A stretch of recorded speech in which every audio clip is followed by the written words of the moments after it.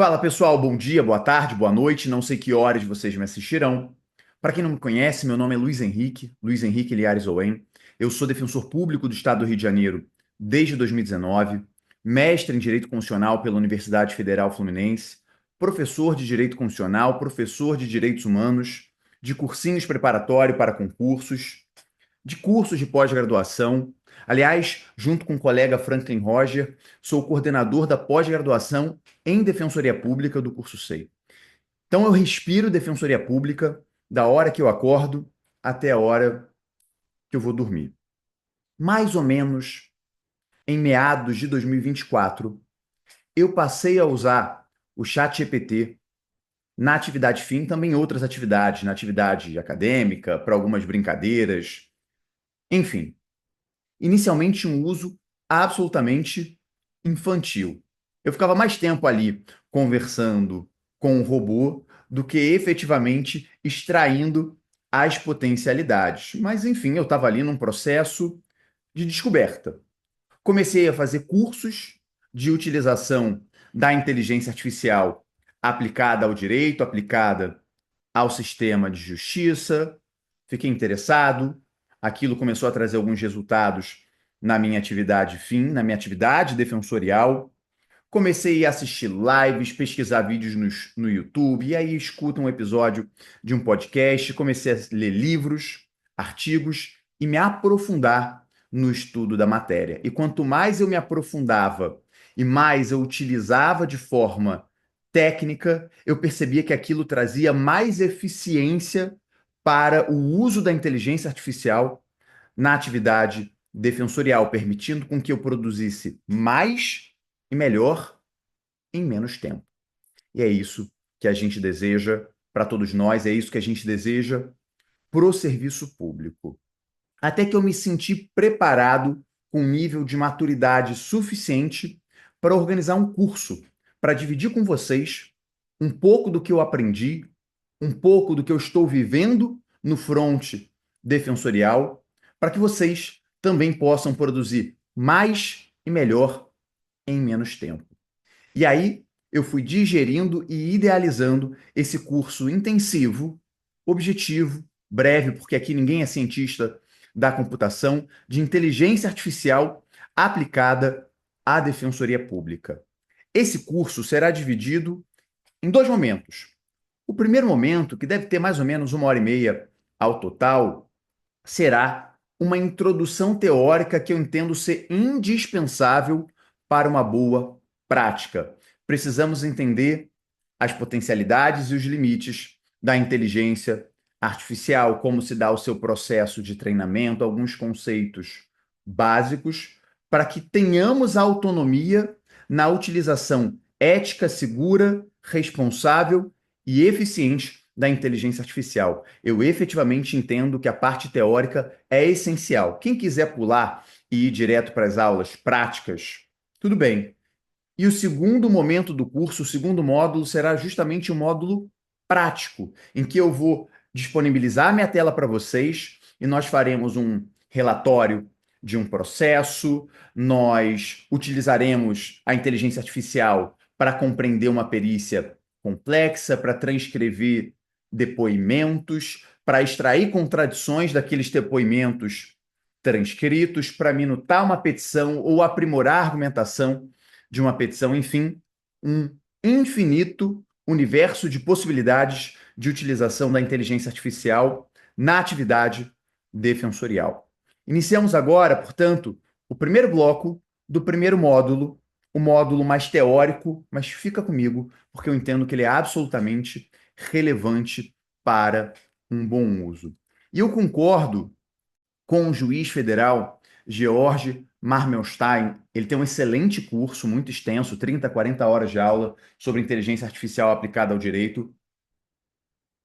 É uma referência no Brasil na área e eu concordo em absoluto quando ele afirma que mais importante do que conhecer suas potencialidades é conhecer os limites. Se nós não conhecemos os limites, nós seremos enganados por ela.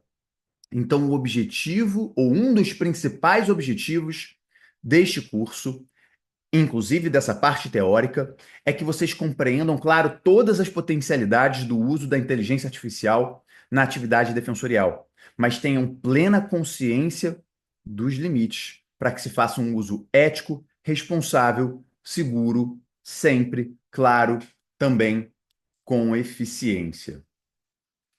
Fato é, fato é que o trabalho da Defensoria Pública, das defensorias públicas, cresceu exponencialmente nos últimos anos e não para de crescer. E múltiplas são as razões.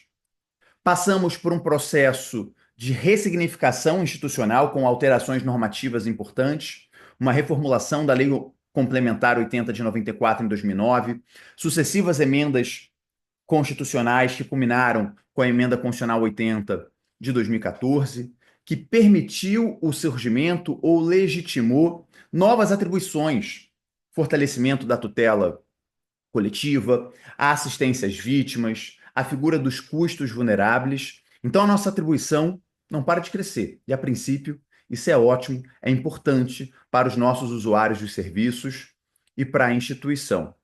Mas também nos últimos 10 anos vivemos um aprofundamento de determinadas desigualdades. O Brasil voltou para o mapa da fome, passamos por crises profundas, éticas, políticas, econômicas, fazendo com que cada vez mais pessoas sejam potenciais usuários dos serviços da Defensoria Pública.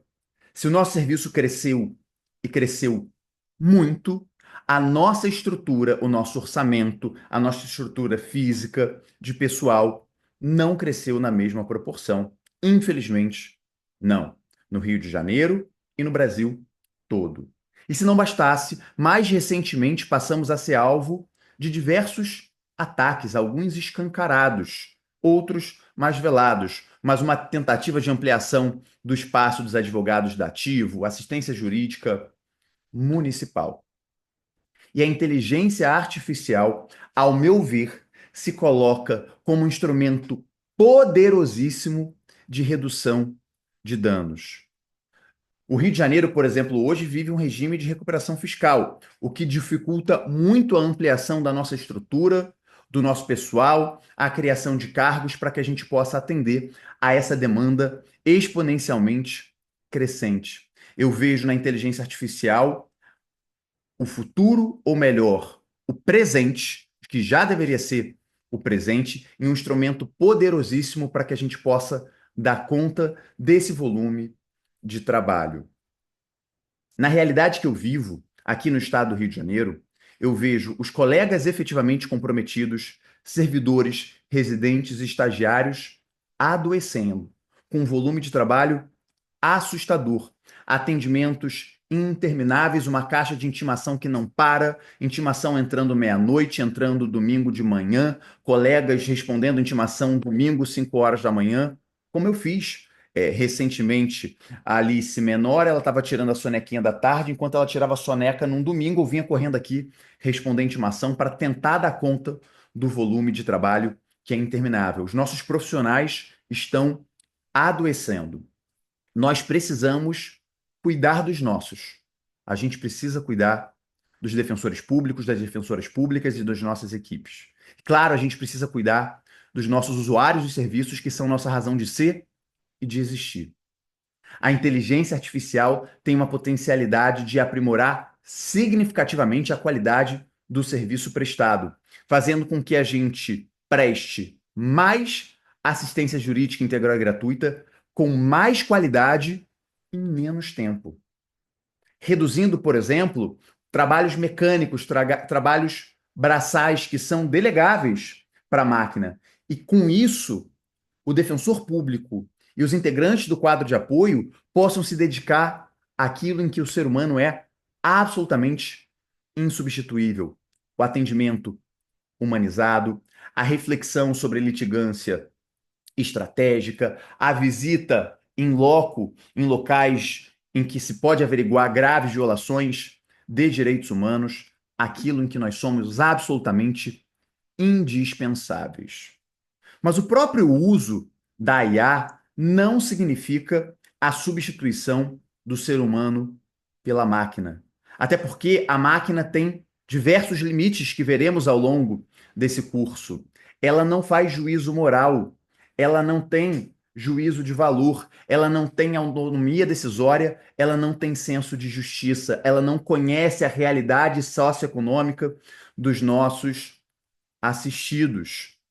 A máquina, portanto, é um instrumento de auxílio a serviço de nós, do serviço público e dos nossos usuários.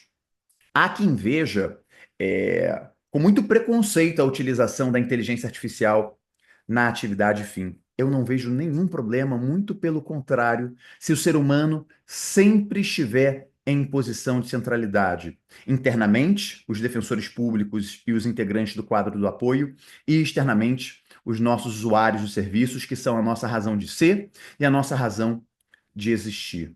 Com um bom uso da inteligência artificial, ela tem tudo para servir como uma extensão do aparato cognitivo daquela que utiliza. Quanto mais qualificado for o usuário da máquina, melhor será a resposta que ela nos dará. Portanto, ela ampliará as nossas capacidades analíticas, epistêmicas, criativas, em favor do serviço público defensorial e em favor dos nossos usuários. Não conheço nenhuma regulamentação detalhada em âmbito defensorial sobre o uso de inteligência artificial. Mas no começo de 2025, o Conselho Nacional de Justiça editou a Resolução 615. Eu achei ela bem interessante, tá? Eu achei ela muito boa, muito robusta, muito completa, e ela é uma base ética e, por que não, uma base normativa, por analogia, para este curso e para a atuação defensorial com inteligência artificial. O artigo 5º da resolução, portanto, deixa muito claro que a razão de ser e de existir da utilização da inteligência artificial é promover direitos fundamentais.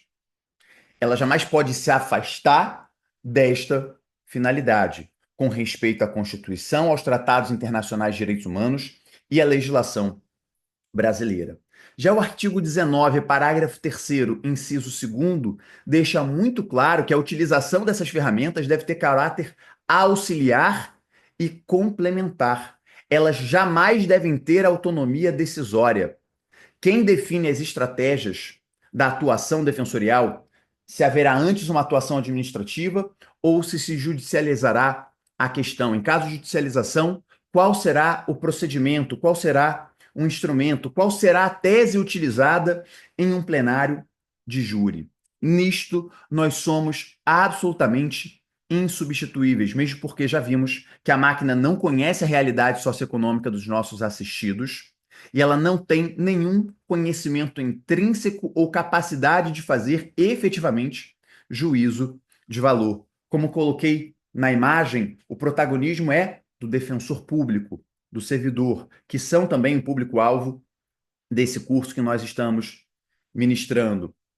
A inteligência artificial como um auxiliar para que a gente possa produzir mais, melhor, em menos tempo. Eu gosto muito da metáfora ou da analogia do astrônomo e do telescópio. Veja, até o desenvolvimento do telescópio se conhecia um número X de astros. Com o desenvolvimento, o surgimento e o desenvolvimento dos telescópios, hoje conhecemos milhões, bilhões de astros, que nós só conseguimos ver, conhecer e estudar graças a esses instrumentos. Mas o conhecimento não foi produzido pelo telescópio, mas sim pelo ser humano que soube construir o telescópio e explorar dele suas máximas potencialidades e, a partir daquilo que ele captura em termos de imagem, estudar, refletir e produzir conhecimento. O protagonismo continua sendo do ser humano. Da mesma forma, a calculadora. Ora, a calculadora potencializa as nossas capacidades de fazer contas mais precisas em menos tempo. Eu tenho uma preocupação, assim como no uso da calculadora, a tia Maricotinha faz com que a gente faça conta à mão, no começo não deixa a gente utilizar calculadora. com o uso abusivo de inteligência artificial pelos nossos estagiários. Uma coisa é um profissional maduro do ponto de vista humano e do ponto de vista jurídico utilizar a inteligência artificial para potencializar as suas capacidades linguísticas, jurídicas, criativas. Outra coisa é uma pessoa e um profissional do direito ainda em formação, que precisa desenvolver essas habilidades cognitivas, e eu tenho receio de que o uso abusivo de inteligência artificial pelos nossos estagiários impeça que eles desenvolvam todas as suas potencialidades. Mas da mesma forma que a calculadora não impediu que o ser humano desenvolvesse as suas habilidades de fazer contas, a inteligência artificial não nos atrofiará se utilizada com responsabilidade e no momento adequado. Por isso que esse curso é dirigido a defensores públicos e aos servidores. Prefiro que estagiários não façam esse curso ou façam absolutamente conscientes de que o ideal é que eles desenvolvam todas as suas aptidões do zero. E será nessa sinergia entre ser humano e máquina, nesse encontro da inteligência artificial enquanto expansão do nosso aparato cognitivo, que a gente pode ampliar ainda mais os nossos horizontes jurídicos, defensoriais e a nossa capacidade de produção e, ao mesmo tempo, cuidar da saúde dos nossos integrantes que estão adoecendo com um volume assustador de trabalho. Para a gente fechar esse bloco, eu quero fazer uma introdução conceitual para a gente poder avançar. Há três expressões que vocês devem ouvir: inteligência artificial generativa e LLM. Inteligência artificial é um grande gênero, é um grande guarda-chuva que se refere a sistemas computacionais capazes de resolver tarefas que normalmente exigiriam a inteligência humana. Então, eles podem aprender com a experiência, se adaptar a novas informações, executar tarefas cognitivas, reconhecer padrões, resolver problemas. Dentro desse grande guarda-chuva tem de tudo. Por exemplo, aquele sistema da Netflix que te recomenda filmes com base naquilo que você já assistiu. Ele vai conhecendo o seu gosto e vai te apresentando novos produtos, novos filmes. Esse é um mecanismo de inteligência artificial. Ou sistemas de reconhecimento facial, com todas as cautelas e preocupações que sistemas como estes merecem, mas eles também são movidos com inteligência artificial.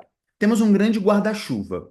Dentro desse guarda-chuva, temos uma espécie ou um subgrupo que é a inteligência artificial generativa, que é um subconjunto de inteligência artificial capaz de criar conteúdos novos e inéditos, baseando-se em padrões que a máquina aprendeu durante o seu treinamento.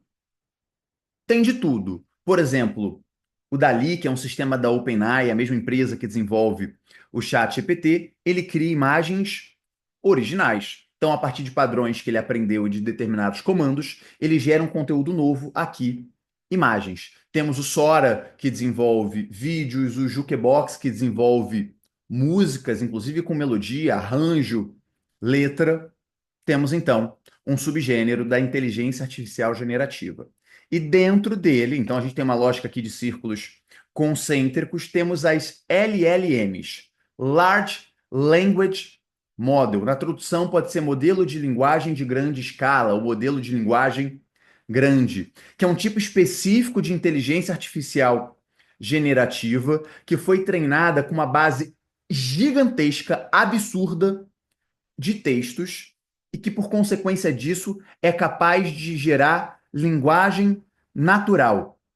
Eles podem gerar textos novos, textos inéditos e outras tarefas linguísticas. Como exemplo de LLM, temos o ChatGPT-4. O ChatGPT, na verdade, é um multimodal, né? Mas ele tem dentro dele LLM. Temos o Claude, que eu gosto muito e, na minha opinião, é hoje a ferramenta mais poderosa para a linguagem jurídica. Temos o Gemini, ou Gemini em inglês, do Google. Grok, do Elon Musk, DeepSeek, enfim, vários modelos de LLM. O nosso foco deste curso serão os modelos de LLM. E aí, só de curiosidade, o que significa ChatGPT, que é o LLM mais conhecido e utilizado do mundo? GPT significa Generative Pre-trained Transformer, e aí vocês podem ver que meu inglês está meio enferrujado. Então, G é de gerador, porque o chat GPT gera conteúdos novos e inéditos. Ele é uma inteligência artificial generativa e dentro dele ele tem um modelo específico de LLM. O P é de pré-treinado, ou seja, ele foi treinado com uma enorme base de dados de texto, depois lapidado pelo ser humano em fases seguintes que nós veremos. E o T é de transformer, que se refere à sua arquitetura de rede neural. São supercomputadores, não é um transformer que nem do filme, um carro que vira um humanoide e sai lutando, defendendo o universo, mas essa rede neural se refere, na verdade, à sua forma de funcionamento que tenta, de alguma forma, imitar a mente humana por meio do funcionamento, por exemplo, das nossas sinapses, compreendendo contextos e gerando textos de maneira eficiente. E chat, do chat GPT, porque ele foi idealizado e adaptado para dialogar com o ser humano, respondendo perguntas, mantendo conversas. Fizemos, portanto, uma introdução que eu entendo importante, inclusive conceitual, para que a gente possa avançar. Vamos fazer uma pausa, água no rosto, cafezinho e até o próximo bloco.